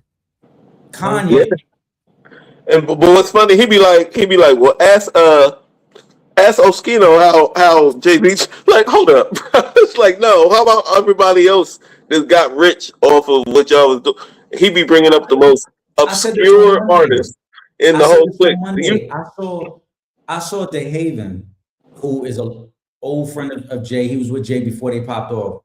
Him and Oskino doing a podcast, and he's sitting there talking about stories from 25, 30 years ago as to like, oh, this why I don't fuck with Jay. Bro, that was 30 years ago. Yeah, like this why I ain't on now. Bro, newsflash, Jay don't fuck with you. Like you ain't just got your driver's license, bro. Jay you still bad? Jay don't fuck with you. I'm gonna say this though, Squeeze. I'm gonna say this in terms of what Etan Thomas said. Oh yeah, that part. Let's get to that. Shout out to Etan Thomas. I think he's a very intelligent brother. Member of the group for the love of the game.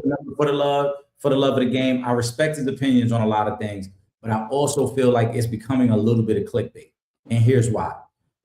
We are talking about Jay-Z, his deal with Target. I talked about this the other day.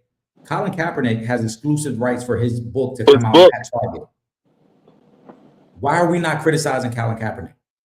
Because they ain't to a standard that we're not holding other people to. And if we just want to talk music, Kendrick Lamar's last album came out at Target.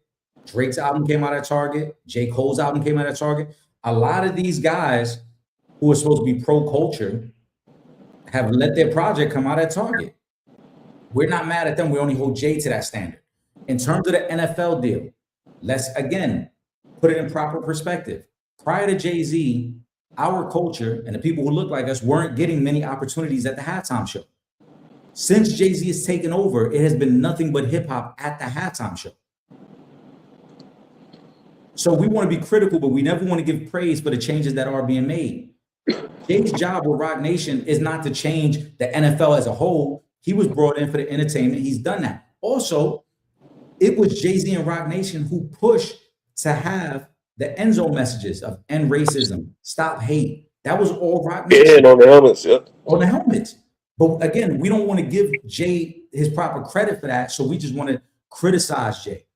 It's cool to criticize him. That's what's crazy. It's like it's cool because that's what creates the clickbait. Yep. Right? The Kaepernick situation is a very unique, and there's a lot of layers to the Kaepernick situation. I think a lot of people forget how complex that situation was. Colin Kaepernick, for people that might not remember, had already lost his starting job. When he started protesting, people didn't even know he was protesting in the beginning. They thought he was just mad that he lost the starting job. It wasn't until a reporter had asked him, hey, I noticed you didn't stand up for the national anthem, that he went into why he was not standing. But people thought originally he was mad about losing the starting job. Yeah. So let's not act like, do I think Colin Kaepernick was blackballed? Yes, to a certain extent. He was better than some quarterbacks that were in the league. He was better than some quarterbacks that were getting an opportunity.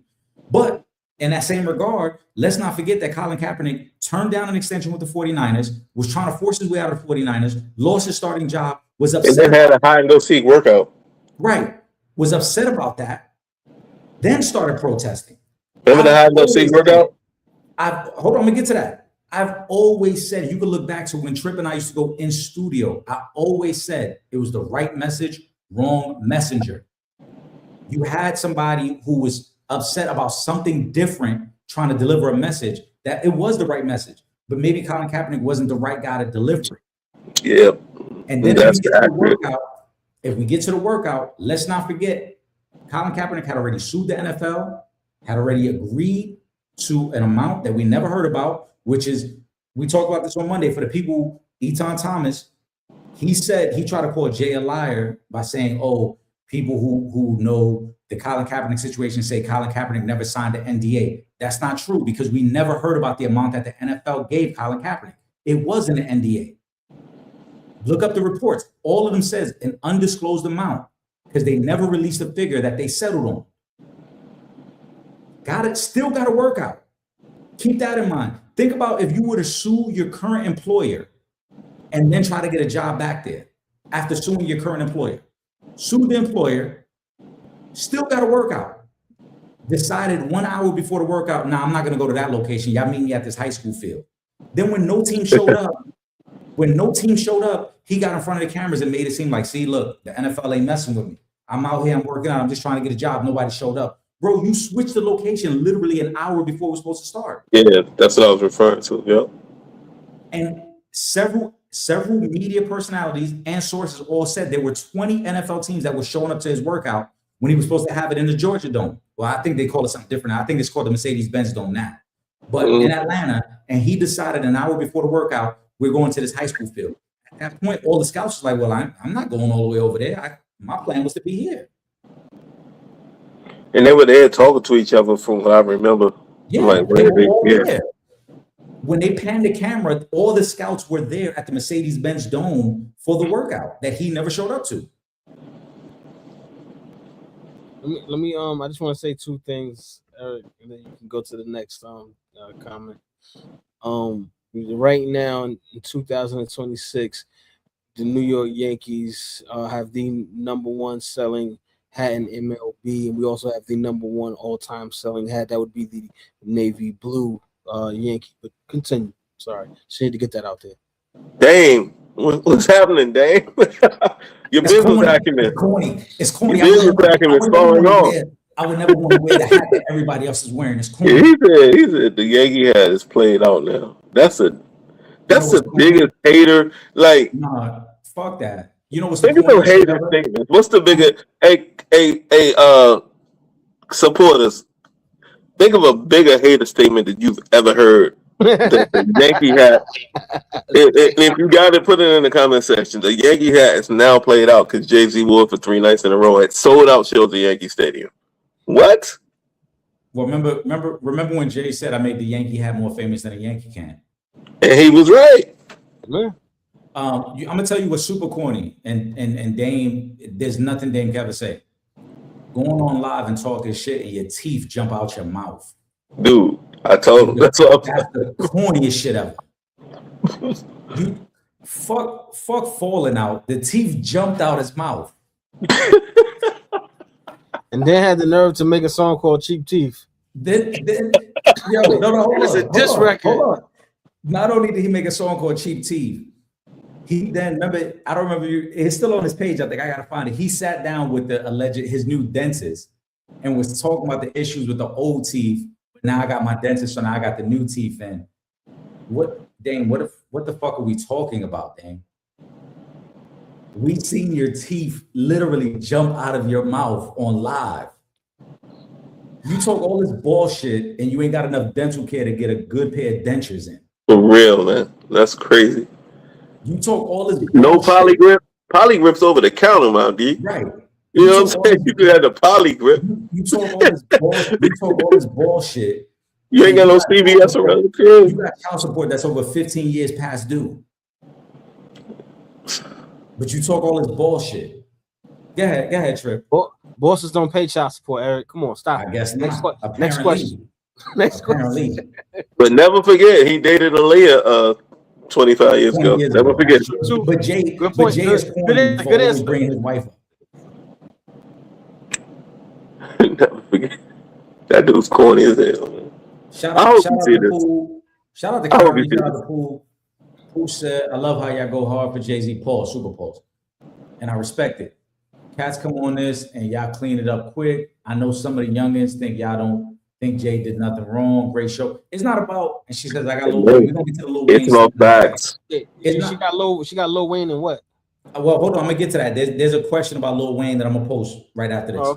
Okay. It's not about that he done nothing wrong.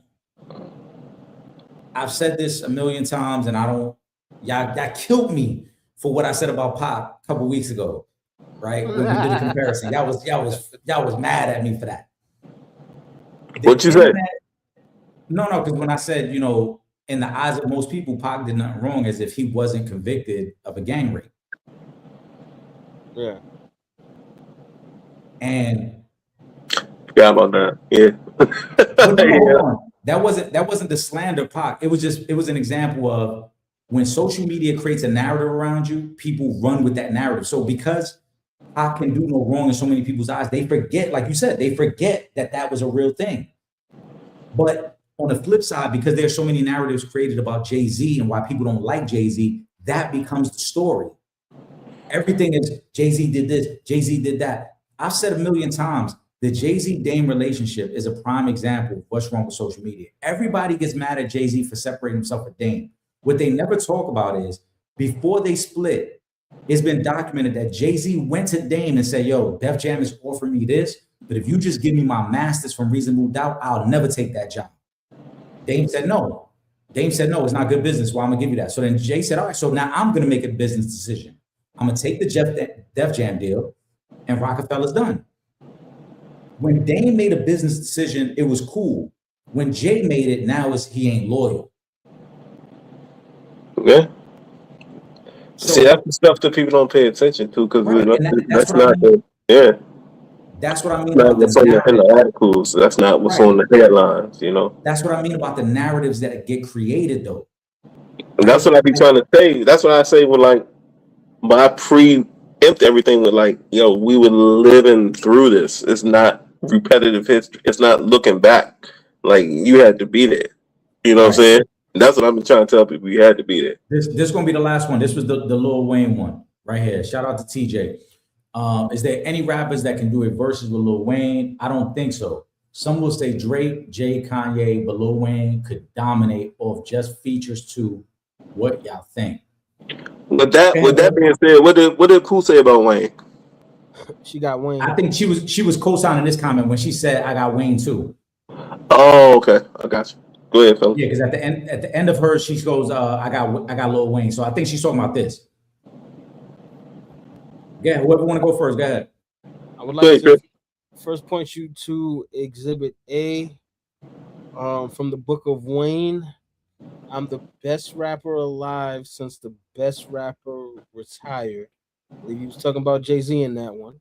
I'm just gonna put that out there. So that's just Exhibit A. Exhibit B. Has anyone seen a Wayne performance in recent years? What would you rate it? If you did see, you can put it in the comments.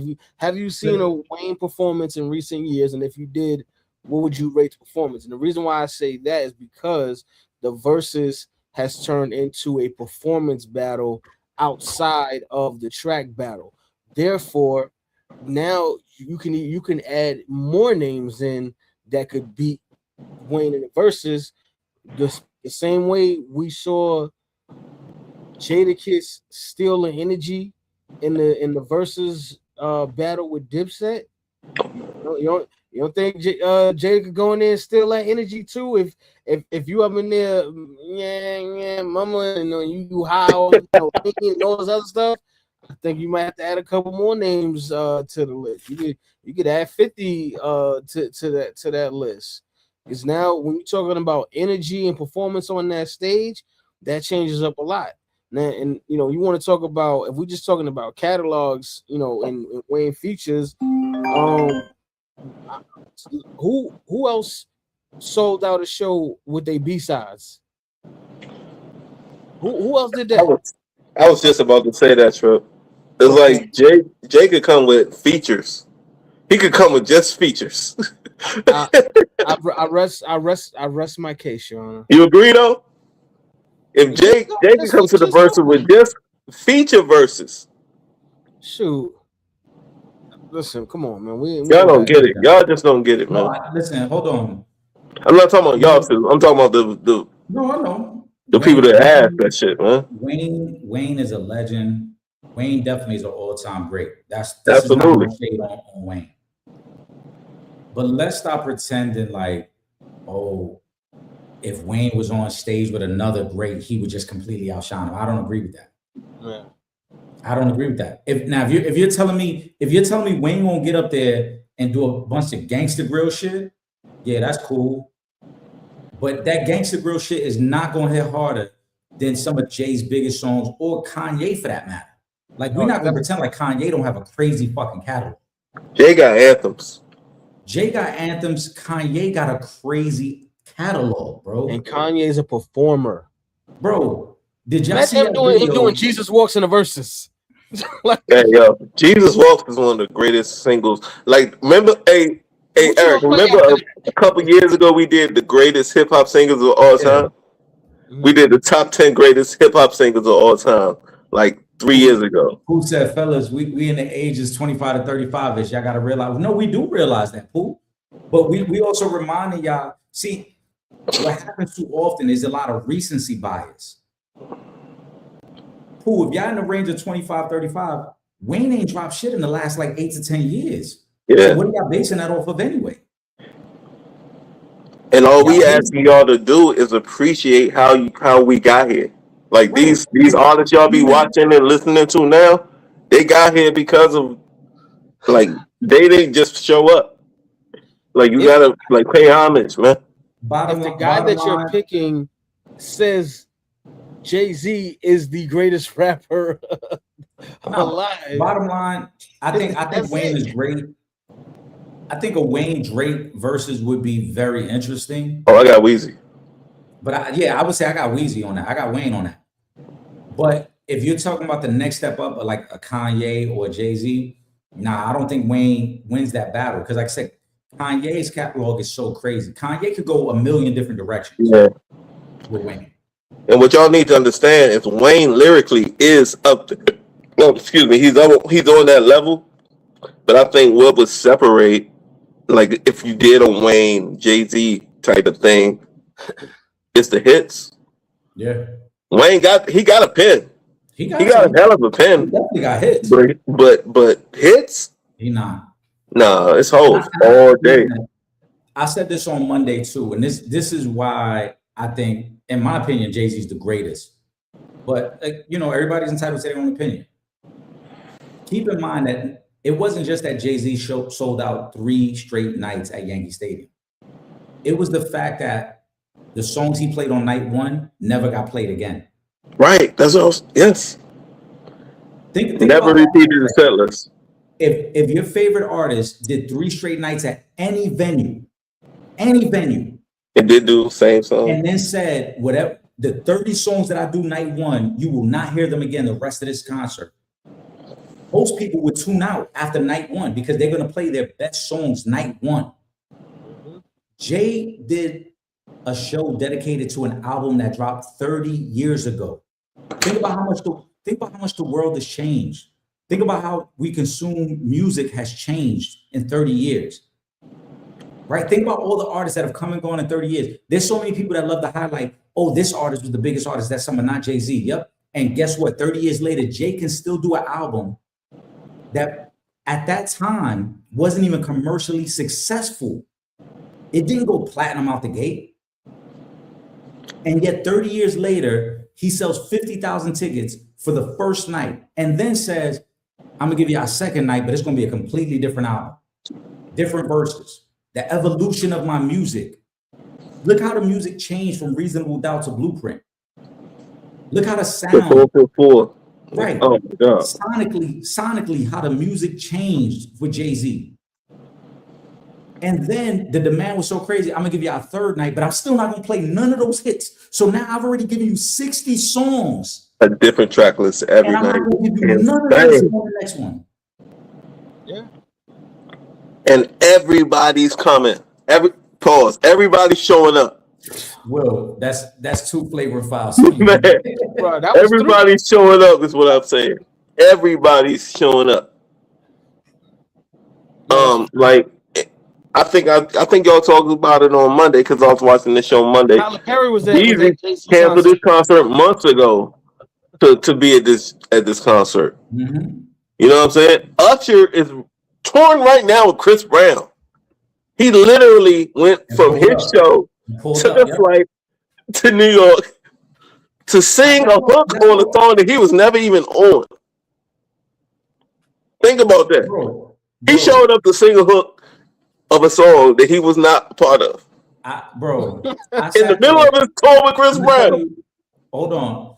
He was in DC this weekend, but he found a way to get to New York to show up to sing a hook that he never sang. I saw Jay-Z. This is the only time I've seen Jay-Z in concert. I got to look up what was the name of the concert, the tour. But it was when he was on tour. Jeezy, it was him and Jeezy, and Trey Songz was the opening act. And this is like early Trey Songz. And they came to the Garden. This was easily, I want to say, maybe 15 years ago. That was the tour when I know what you're talking about. That's when the joint with him and Alicia Keys was popping. Yeah, that was that tour. Yeah, because they dropped that song right around when the Yankees won in 2000. Yeah. We talking like 16 years ago now. Yep. And I remember the show, and one thing that stuck out to me about the show at the time, and mind you, this is before 444. This is before him and Kanye drop a project together. This is before a lot of these most recent features. I remember when my wife and I left the Garden that night, and I remember thinking like, yo, it's crazy how many hits Jay-Z has. Because mind you, we talking 2009, 2010. Jay did the crazy set at Madison Square Garden and then went into like way overtime where he just kept doing more and more joints because the people just want, he was like, yo, fuck it, we just gonna keep going. Yeah. And now to think like 16 years later, and like I said, when you really think about it, you did a show on Friday night, 30 songs. Did a show on Saturday night, 30 songs. Did a show on Sunday, 30 songs. And for us, there's still songs he didn't even do. Yeah, that's wild. It's still part of the catalog that he never even tapped into. Because if he did the album, you got to think, right? Jay got 14 number 1 albums, so you have to give him 14 days to do each album. Right. But what all I'm saying is, like, damn, that'd be. But no, hold on. I just want the listener. Shout out to Squeeze. I agree with you, Squeeze. Like, yeah, some people are just not gonna budge, and that's okay. I don't listen. My GOAT or my favorite doesn't have to be your favorite. I'm okay with that. Eric, you talk about the Blueprint 3 tool. What I'm not okay with though is uneducated opinions on something. Like you trying to use an uneducated perspective, not you specifically, Squeeze, but people who try to use an uneducated perspective on something as if like, oh, Jay can't be the greatest because of this. Like, yo, you don't even know what the fuck you're talking about. You just throwing random shit against the wall because social media told you this is what you should do. It's just like basketball, really. Right. Do your Googles. Do your Googles. Do your research. Listen, even hold on, Trip, you're gonna appreciate this. You just dropped another bar right there. Right. We dropping bars all night. What on Drug Dealers Anonymous, right? Then he say, Google's your friend. Man, listen. Type it in. Google's your friend, bro. Like you could do all that. Mm-hmm. Yeah, I saw this right here. TJ, shout out. He said the thing is, y'all have a great pitch, but people like who they like. I agree. I 1000% agree. Exactly. I came along in the middle of Wayne's prime. Who said that? Who said that? TJ. Shout out to TJ. TJ, I want to address you. TJ, you're exactly right. But the thing is like everybody can like who they like. Just don't disrespect who we like because they're older than y'all. And I feel like that would be happening way too much. It's like the people we like are being very disrespected because they're not on here right now. They're not 25. They're not 30 years old. Like we get that. Like who you like, but don't disrespect the people that made it possible for the stuff that y'all are doing now. And that's what I feel like goes on way too much all across the board of a lot of things. We just talking about hip hop right now, but don't disrespect who got you here. And that's crazy. TJ, shout out to Squid. It is an age thing, but I want to say this to TJ too. Shout out to TJ. Keep in mind, for the three of us, right? We never got to see Muhammad Ali, but we would never disrespect Muhammad Ali as if he wasn't a GOAT. What a great. He was prior to our generation, but we respected the fact that what Muhammad Ali did laid the groundwork for every boxer and entertainer that came after him. Absolutely. That's a great point. We never sat there and said, oh, Muhammad Ali was fighting trash cans and garbage workers. See, too often this generation will try to discredit what the previous generation did by making it seem like, oh, it wasn't that great. It wasn't that great what they did. No, what Muhammad Ali did was great. And I always say when people ask me about boxing, the greatest boxer or the best boxer I saw with my two eyes was Floyd Mayweather. But that doesn't mean I'm telling you that's who I saw during my generation. But you ain't gonna get on nobody before them. Right. I would never disrespect Muhammad. I would never disrespect Tommy Hearns, Marvin Hagler, all those guys who laid the groundwork for Floyd to be Floyd. They were the generation before me. So just because I didn't see them does not mean that I got to discredit them to now elevate my guy. Right. Too often. That's a great point, man. Too often, that's what we do. Because y'all want to elevate your guy, you make it seem like the previous guy did nothing. Don't do that. The previous guy put in a lot of work. He put in pain to get that notoriety. Same thing in basketball. We didn't grow up during the Wilt and Kareem and Bill Russell era.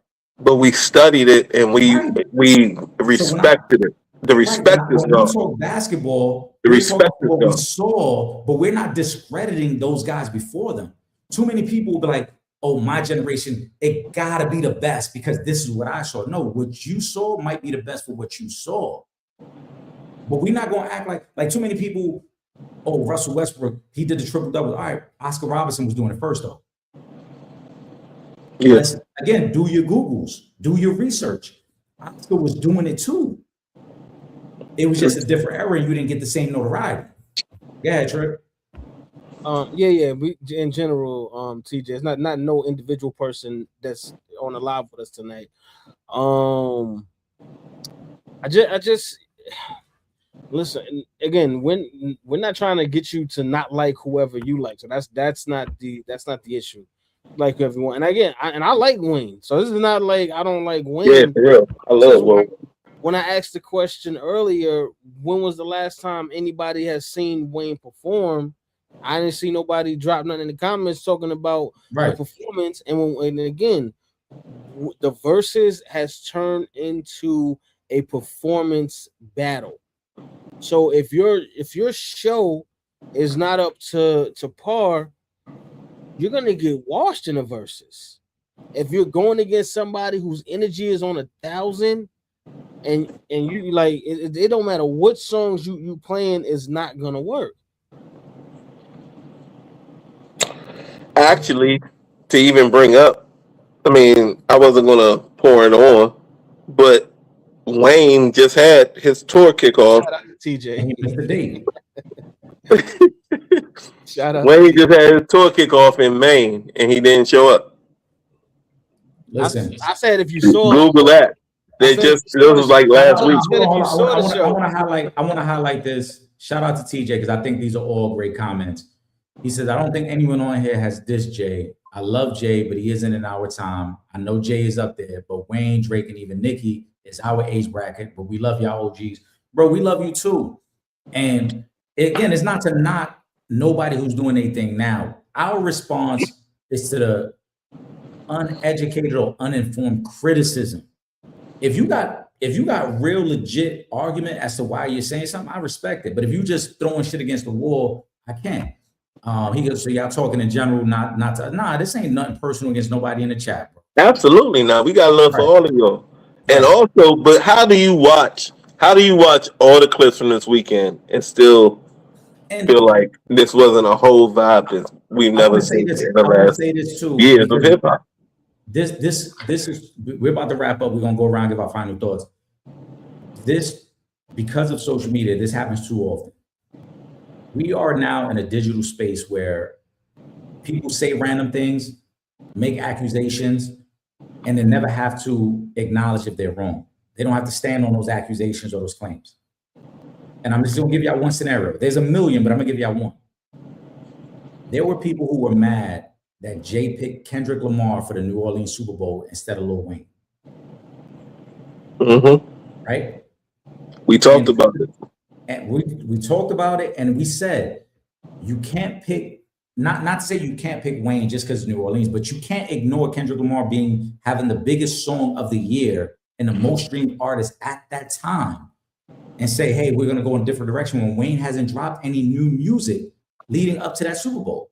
And we talked about that. Wayne didn't have any motion going into that Super Bowl. And there were people who were mad at Jay-Z for that. And we are 2 years removed since that performance. Not only was it one of the greatest performances we had ever seen in terms of visually, aesthetically, but the message that Kendrick Lamar delivered, right? But since that time, we've seen Lil Wayne forget his words on stage, not show up for performances. Not show up. Right? All those things that at the time, the three of us all said, this is why Jay can't invest in Wayne being part of the halftime show, because I don't know who you are as a performer at this point. And this leads back to what I was saying, that people were so mad, but then nobody ever stepped back and apologized and say, yo, you know what? Jay probably did the right thing. He probably shouldn't have picked Wayne because Wayne wasn't ready for that moment. You know what I'm saying? Yeah. I mean, that's so true though. Like, what if Wayne showed up to the Super Bowl halftime show, leaned out, right, forgetting the lyrics? Like, nah, we can't do that. That's bad business for everybody involved. For everybody involved. And if the culture came out looking like that, oh my God! Right. Do you imagine what the other side would have done to us if Wayne came out, leaned out, and not performing properly? And not or not show up at all. This is why I said earlier, Jay is damned if he does, damned if he doesn't.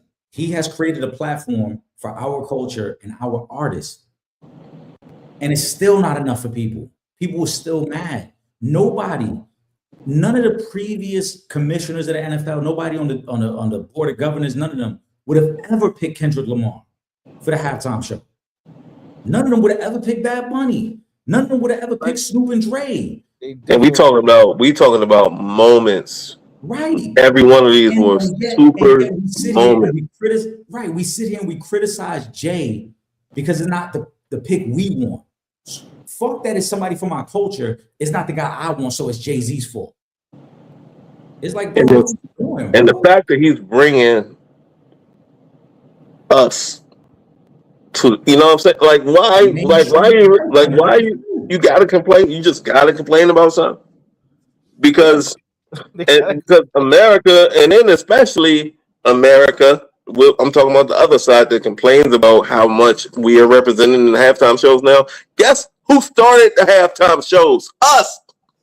In Living Color started the halftime show. Keenan Ivory Wayans started the Super Bowl halftime show. People, look it up, Google it. It was a gap in between. They were trying to do something to bring entertainment. Because in Living Color used to come on Sundays, on Super Bowl Sunday, they were looking for some entertainment to bring at halftime, and then Living Color put on a Super Bowl halftime show on Fox. Back when Fox used to be Progressive and Force. That is the birth of the Super Bowl halftime show. Look it up. It started with us, and it's so funny that now America is like, oh, Spanish, oh, hip hop. Guess what? You wouldn't have a halftime show if it wasn't for diversity in living color. Yep. Keyword color. Listen, let's go around. Let's get the final thoughts. Trip, go first, bro. I just want to shout out two guys in MLB baseball. Shout out to my guy. Final thought, bro, but all right. Well, I gotta show love to Cody Bellinger, All-Star Game MVP. Come on, that's a Yankee. I gotta do that. You know what I'm saying? So I gotta show him love. And shout out to Kike Hernandez standing on business out there with the Dodgers. Said he wasn't going to the White House. I love that. You know what I'm saying? Nothing more need to be said. I'm with that. Will, go ahead, bro. I got to shout out to two guys too, man. Shout out to Eric Sanchez. Shout out to Trip Young. Nah, for real. Like, y'all don't understand how this is I'm trying to say stuff without sounding crazy. Because y'all be trying to pause everything. But I be having long weeks, man. I got a lot going on in my life, and this is my release, like my stress relief. And to be able to chop it up with y'all about sports and the things I love, and you know, the culture and the fact that the viewers, I feel like y'all rock, like y'all kind of get it. I know these guys do way more shows without me, and I'm not professional like they are. I say a lot of crazy stuff, and I can be, you know, a little wild. But the fact that y'all rock with us on Wednesdays too when I'm on, because I rock with them every night that they rocking. I don't know if y'all see me in the comments. I'm always there. I'm always watching. This is a movement, and it don't matter if we got 2 people watching or 2,000 people watching, 200,000 people watching. I'm always going to show up for these guys, no matter when the call. If I can be there, I'm gonna be there, and I just appreciate everybody in the comment section, everybody that watches. Like, this is very important to me in my health, in my mental health. It's such a release to be able to chop it up with these guys and chop it up with the fans and just keep rocking with us. We do this for y'all. We don't do this for no monetary gain, no nothing. We all take time out of our days. We all got families. We all got other stuff going on. We do this for y'all. And as long as y'all keep supporting this, it's not going to go away. And I would never not be a part of this thing. Salute, brother. Listen, bro, you already know it's all love. Y'all my brothers, man. I appreciate it. And this is a platform, man, that I'm very thankful for as well. Because just to give a little background, like I said earlier, when COVID hit, I'll never forget, Trip and I, we were recording when New York was just getting shut down. Remember, Trip? We was doing Shooting the Shit podcast. And we really thought, like, this is gonna pass, man. Give it a few weeks, it's gonna pass. Sure enough, did. And as things got worse, small pop. Yeah, New Yorkers don't care about nothing. That's why we don't. Yeah, we really was not serious about it. Mind you, it was like 8 of us in a room, bro, recording. Like, this gonna pass. It's straight.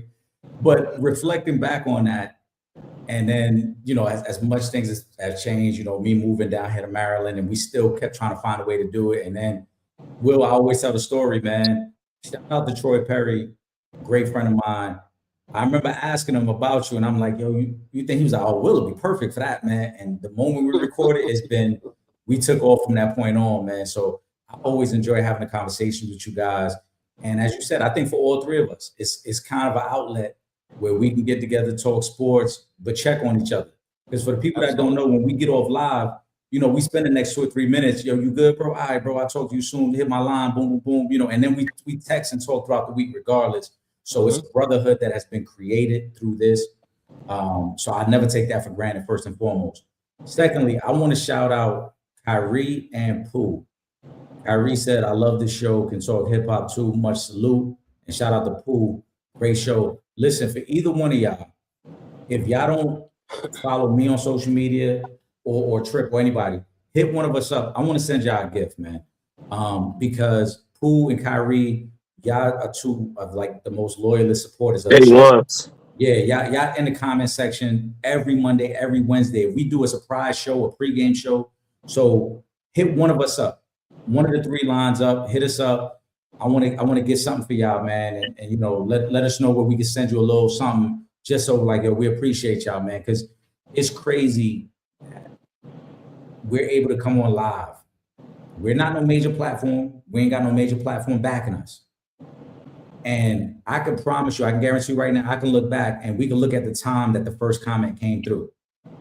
Kyrie sometimes being here an hour before. I just want to throw this up there just to show y'all. Love, that's love.